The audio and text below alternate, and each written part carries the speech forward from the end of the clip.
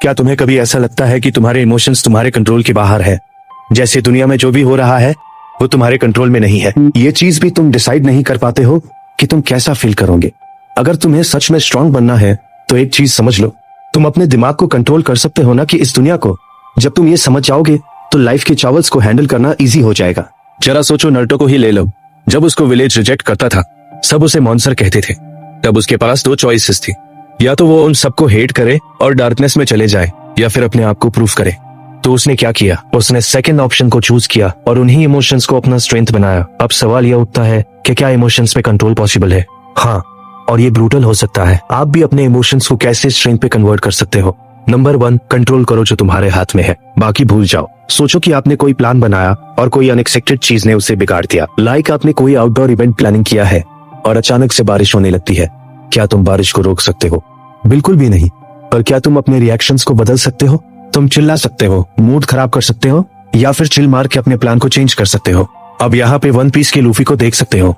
उसका सपना है पायरेट किंग बनना, पर क्या उसने कभी इस बात पर टेंशन लिया कि दुनिया क्या कर रही? नहीं, वो बस अपना बेस्ट देता रहा और जो उसके कंट्रोल में है उस पर फोकस करता रहा। जब भी कोई प्रॉब्लम आए तो खुद से एक सिंपल सवाल पूछो, क्या मैं इस?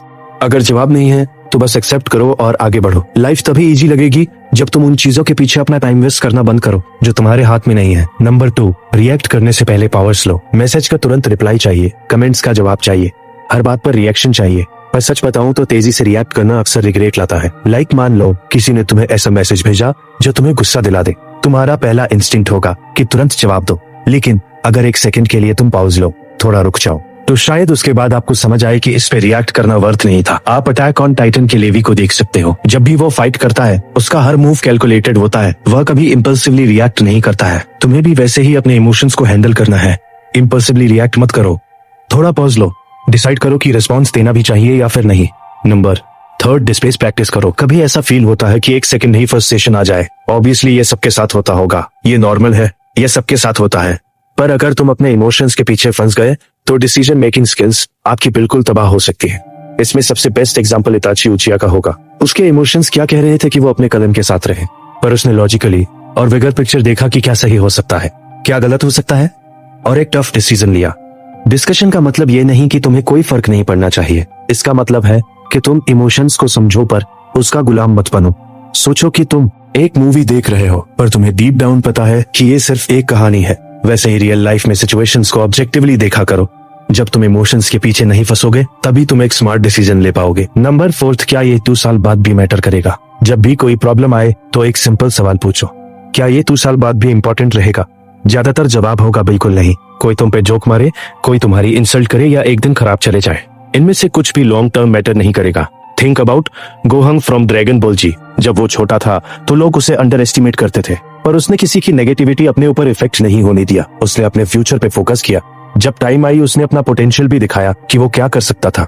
तुम्हें भी वैसे ही सोचना है। लाइफ ऑब्स्टकल से भरी हुई है, तुम या तो हार सकते हो या फिर उसका यूज करके ग्रो कर सकते हो। आप इजुकी मिडोरिया के एग्जाम्पल ले सकते हो कि जब उसके पास कोट नहीं था तो वो हर दिन स्ट्रगल करता था, पर उसने इस चैलेंज को एक्सेप्ट किया, ट्रेन किया और वन फॉर ऑल सच्चा वर्थी बन गया। मान लो अगर आपका जॉब चली गई तो शायद यही चांस है जो तुम्हें एक बेटर करियर ढूंढने का मौका दे रहा है। अगर किसी ने तुम्हें रिजेक्ट किया, शायद अब तुम्हें अपने आप पर काम करना चाहिए। हर प्रॉब्लम का एक लेसन होती है, बस तुम्हें उसे देखना आना चाहिए। नंबर 6, ग्रेटिट्यूड पे फोकस करो। ज्यादातर लोग सिर्फ उन चीजों पर फोकस करते हैं जो उनके पास नहीं है, पर जो लोग ग्रेटफुल होते हैं वो अपने लाइफ को पॉजिटिवली देख पाते हैं।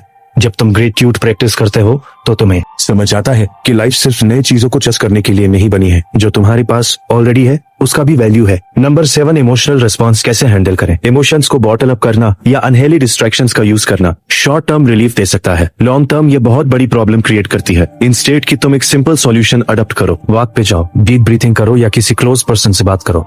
जैसे जैसे तुम प्रैक्टिस करोगे वैसे वैसे इमोशंस को हैंडल करना ईजी हो जाएगा।